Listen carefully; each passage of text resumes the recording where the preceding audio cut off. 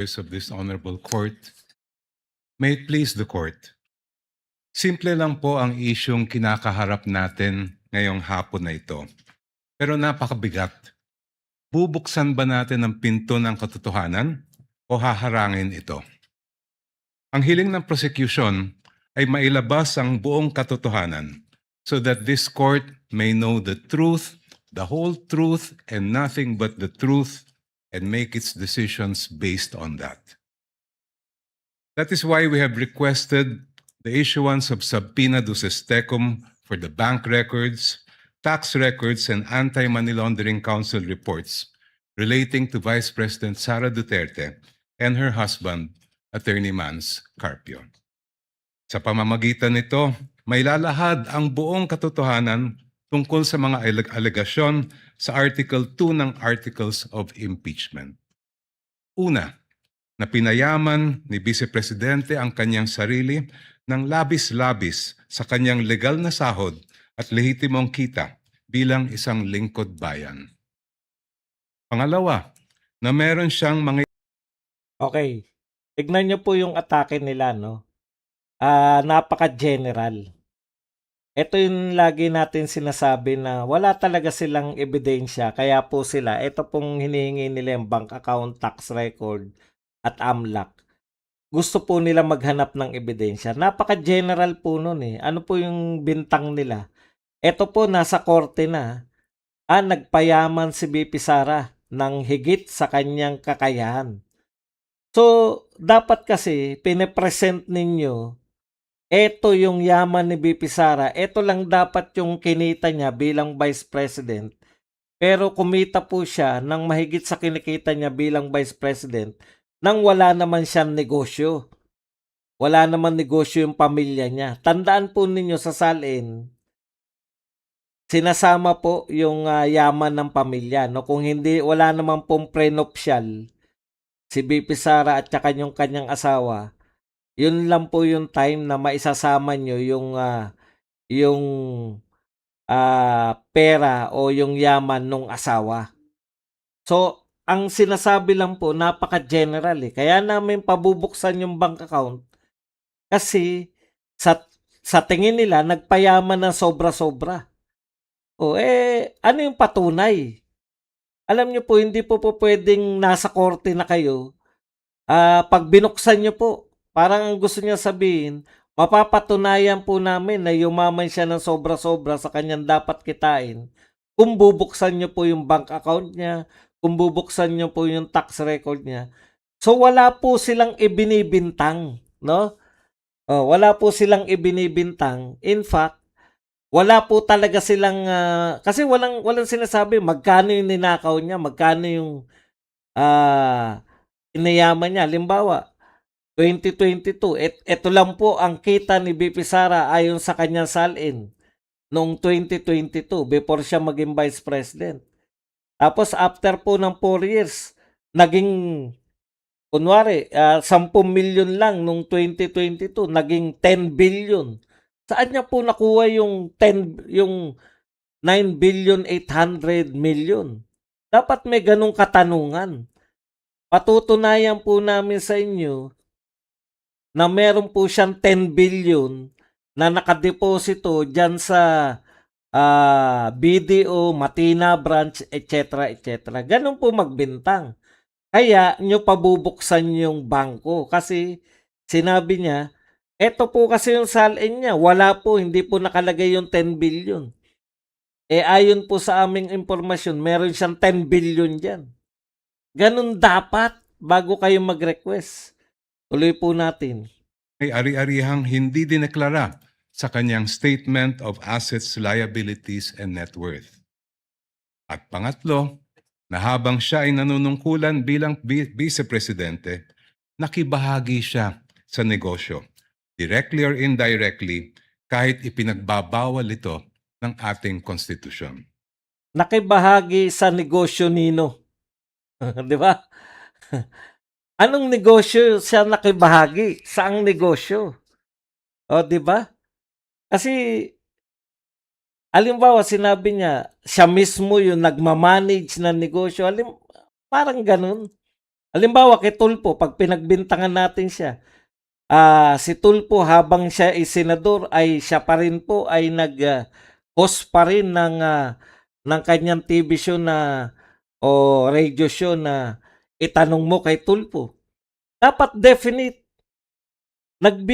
gusto niyo nang ipatanggal si VP Sara sa kanyang puwesto, eh. Ang bintang niyo pa rin nakisosyo na siya po ay nakibahagi sa negosyo. Paano naging bahagi? Na kasalukuyan po habang siya po ay dapat ganito mga tanong. Kasalukuyan po habang siya po ay Vice President, siya rin po ang manager ng branch ng kapihan ni Inday.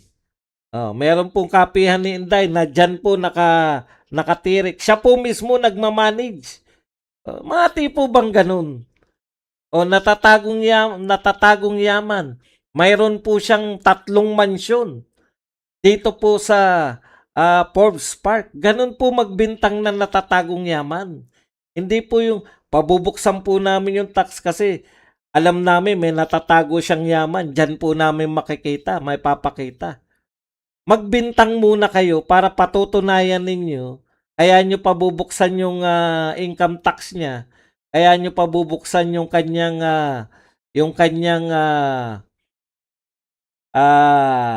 salin.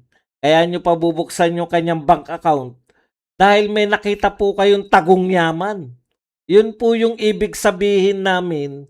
Magbintang muna kayo bago kayo maghanagilap ng ebidensya dun sa binibintang ninyo. Tuloy po natin. Sasabihin marahil ng depensa na walang kapangyarihan ang hukumang ito na busisiin ang mga bank records, tax records at AMLA reports ni VP Sara. Argumento mo sasabihin ng kabilang panig na walang karapatan tong korte na to. Hindi pa nagsasalita, binabanatan mo na kung ano yung posibleng sabihin. Paano mo malalaman na sasabihin talaga nila yan? Na walang karapatan itong itong korte na to. Bakit sa argumento mo, yan ang problema pag nasanay lang kayong bumanat, eh. Ang argumento mo dapat, bakit kinakailangan buksan yung salin, buksan yung mga record, bank account, at kung ano-ano pa. Dapat, nagsasabi kayo ng krimen ni VP Sara. Yun yung sinasabi namin. Meron po siyang 3 chopper. Hindi po nakapangalan sa kanya. Nakapangalan po kay Badong Aratelis. Yung isang chopper niya nakapangalan po kay Bisdak Pilipinas, kay Pambansan Loyal. Eto pong 3 na to ay dami niya. Pero kanya talaga yun. Ganun po ang magbintang ng natatagong yaman. Sa inyo literal, tinago niya po, nariyan po sa bank account. Kaya po pinabubuksan namin dahil nakatago dyan yung natatagong yaman. Putang, mga kalokohan yung mga pinagagawa ninyo sa lipunan natin, eh. Next. With all due respect, that argument is not only legally flawed, it is an affront to the authority of this Naggawa ka ng kunwari ang senaryo. Sinabi niya kasi, i-argumento nila na walang karapatan ng korte na to na magbukas. Yan po ay flawed argument. Wala pa pong ina-argumento. Binabanatan mo na. Yan po, yan ang problema. Pag ang tanging alam nila sa argumento, bumanat. Hindi pa po nagsasalita yung sinasabi nila, mali po yung sasabihin ng katunggali namin. Dahil eto po yung kanilang sasabihin. Paano mo nalaman? Manghuhula ka ba? O mangkukulam ka? Tuloy natin yung sinasabi ni Jokno. Honorable Court. Kung tatanggapin po natin ang argumentong ito, hahayaan natin maliitin at insultuhin ang hukumang ito. Kita mo? Nagpapaawa ka kagad. Kayo po ba'y papayag na insultuhin kayo? Paano ininsulto? Hindi pa iniinsulto. Ikaw pa lang ang unang speaker. Paano mo sasabihin na iniinsulto ang korte? Alam mo yun, walang argumento pero papayag ba kayo? Kasi ang ibig sabihin, pag hindi nyo binuksan yan, hindi nyo pinabuksan, iniinsulto kayo. Sino may sabing iniinsulto sila? Saan mo nalaman na iniinsulto sila? Paano mo nasabi na iniinsulto yung mga senador? Wala pa nga, ikaw pa lang nagsasalita. Paano mo sasabihin na iniinsulto na yung mga senador? Okay, tutuloy po natin. Ito po pagkatapos po, pagka biglang ang nangyayari po ngayon, no? Ang nangyayari po ngayon, nagko-caucus po yung mga senador. Dito po, ano po yung caucus nila? Pag-uusapan nila kung pagbibigyan po tong prosecution yung sa pinabubukas nila. Ito po yung mga argumento sa mga ngayon lang po nakapasok. Okay. Tuloy po natin. The Constitution, Your Honors, please, vests this impeachment court with extraordinary powers. Tanging ang hukumang ito lamang ang may kapangyarihang magpasya kung ang mga pinakamataas na pinuno ng ating bansa ay karapat-dapat pa rin manungkulan. Anong koneksyon? Tama yung sinasabi mo. Ito lang po ang hukuman na maaari magpasya kung karapat-dapat pa na manungkulan. Anong koneksyon sa pagpapabukas mo ng mga bank account? Tandaan mo, kahit sinasabi mo may extra kapangyarihan ang impeachment court, sila lang yung tanging may kakayahan na ganyan, etc. etc. Sila po, ang impeachment court dapat nakabatay pa rin sa mga batas. Hindi porket may extra kapangyarihan sila, lalabagin na nila yung batas ng Pilipinas. Dapat lahat po ng kanilang ginagawa naaayon pa rin sa batas. Hindi po nila pwedeng sabihin na kami, makapangyarihan kami, may kakayahan kaming magpatalsik o mag-convict ng mga matataas na tao sa lipunan. Hindi po yan nangangahulugan na kaya po nilang baliin ang batas ng Pilipinas. 'Di ba, joke no? Tuloy mo, joke no? Because this power comes directly from the Constitution, no one, no person, no law, no administrative rule can limit or supersede it. I repeat, nothing and no one can handcuff this court's power to try and decide this impeachment case. Mali po. Okay, meron pong pwedeng makapigil sa korte, sa impeachment court, kung sila po ay lumalabag sa batas. Kaya po sila impeachment court. Anong no one na pinagsasabi mo?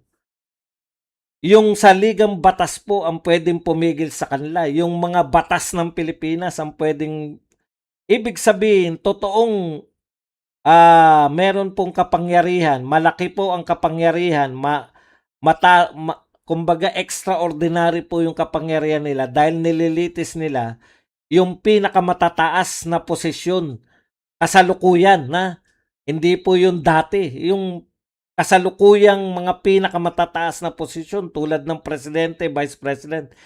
Pero hindi po pwedeng sabihin na porket may kapangyarihan sila na litisin yung matataas sa lipunan, hindi na po sila susunod sa batas. Provided na sila ay sumusunod sa batas, pwede po nilang gawin yun. Okay, tuloy mo, joke no. Joke no. Kahit ang bank secrecy law po ay sumusunod at tumatalima sa impeachment court. The law explicitly states, and I quote its pertinent portions, all deposits are hereby considered as of an absolutely confidential nature, except in cases of impeachment. Walang kaduda-duda, may karapatan at kapangyarihan ng impeachment court na busisiin ang mga bank records ni VP Sara.